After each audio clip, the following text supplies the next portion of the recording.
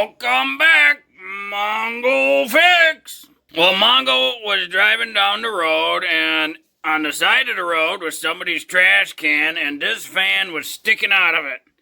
So, of course, Mongo did the Mongo thing, hit the skids, whip around, and pick that fan out of the trash.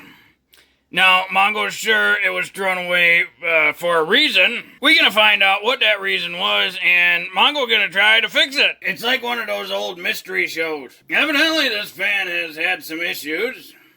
Been dropped. We got a couple cracked fins in the guard here.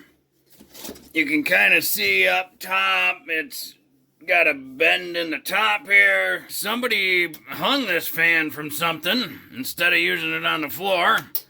And they also took the top handle off. Mongo's gonna get this stuff out the way just because Brian ended up poking Mongo eyeball out or something, so we just get it going. We start with plugging it in and let's see what happens. Nothing, which makes sense. It's in the off position. So,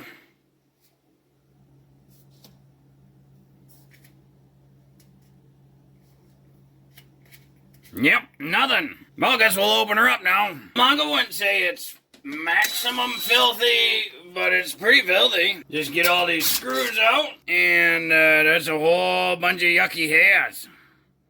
Lovely. See, if you put filters on your fan, they don't look like this. That fan actually spins pretty good. There's not like a ton of resistance in it. But when we switch it on, it's still doing nothing. Flip her around and get the back grate off.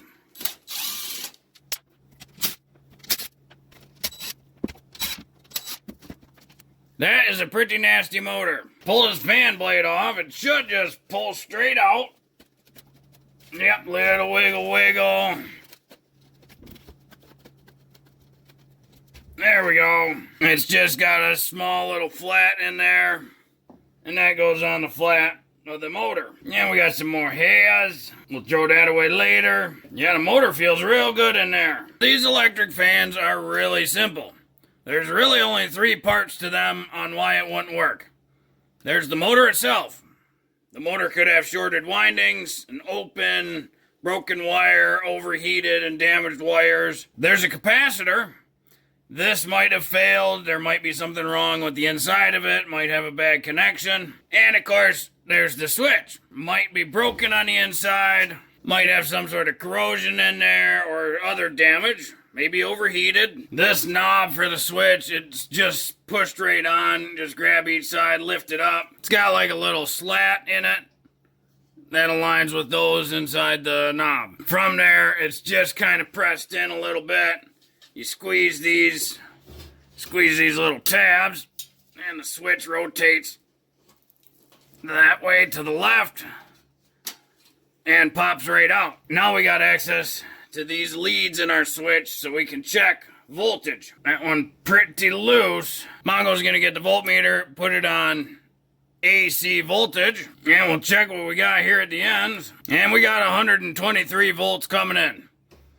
So we know power is getting to the switch. Now the other side of the switch has got 4 leads coming out. One of these is going to be the neutral. And then we'll have a switch for high, medium, and low. Which one's which? Mongo's got no idea. So we're going to guess that one of these ends is the neutral. Mongo's just going to jam it in there and see what sticks. Now on this setting, we got 123 volts. So that means, at least in this position, the switch is connected. Now you could go through and test each one of those, but Mongo's gonna say, right now, that motor should spin. For now, Mongo's just gonna throw that switch back into position, and Mongo's gonna assume that that switch works. According to the switch position, we tested position 1. So that tells Mongo we're looking at one of 2 issues.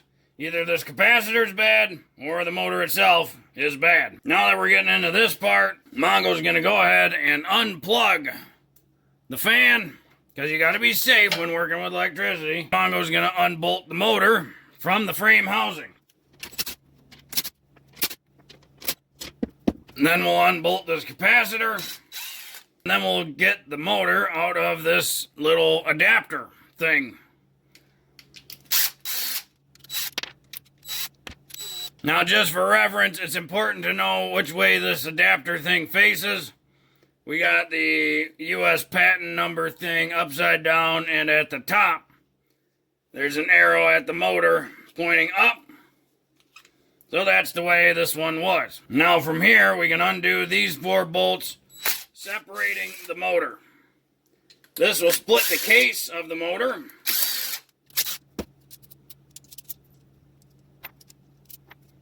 Now we should be able to just pull this motor apart.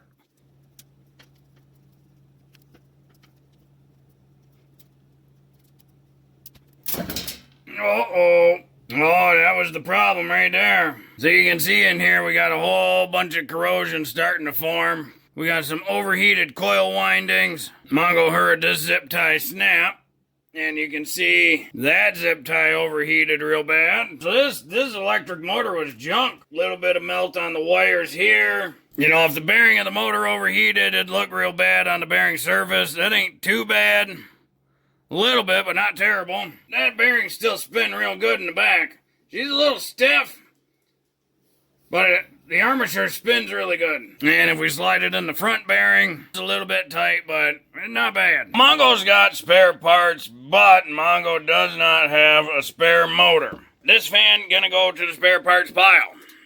If you ever wondered, this is how Mongo ends up with all the random spare parts that Mongo needs and uses. Well, hopefully this video helped you if you have one of these 20-inch box fans and you're not sure what the problem was or is. Hopefully this video helped you figure it out. Well, if you like this video, be sure to like this video. If you like this video and other videos from Mongo Fix, be sure to subscribe. Mongo is working on all sorts of stuff. Mongo, thank you.